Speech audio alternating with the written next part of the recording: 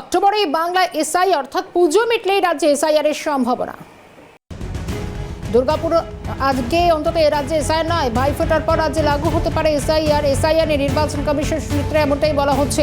SIR এর প্রস্তুতি এখনো সম্পূর্ণ হয়ে ওঠেনি।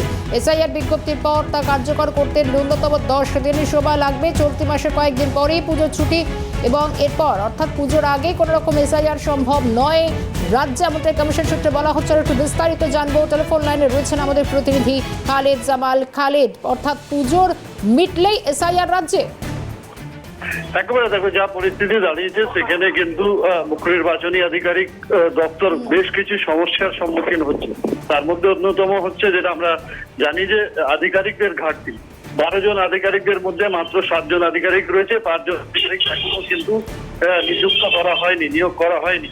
সেক্ষেত্রে একটা সমস্যা রয়েছে এবং তার পাশাপাশি যেটা দেখা যাচ্ছে যে এখনো বিএলও, এইআরও এবং এই ইআরওদের যে নিয়োগ, সেই নিয়োগটাও কিন্তু সম্পূর্ণভাবে হয়, যার কিন্তু ইতিমধ্যে রিপোর্ট মুখ্য নির্বাচনী আধিকারিক দপ্তরের পক্ষ থেকে জাতীয় নির্বাচন কমিশনকে দেওয়া হয়েছে।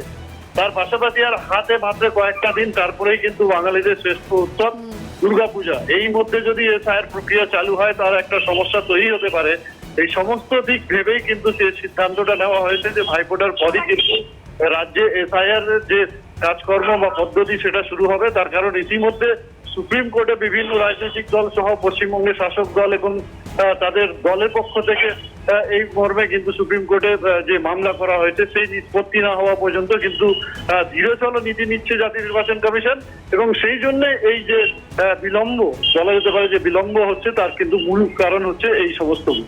ধন্যবাদ খালিদ।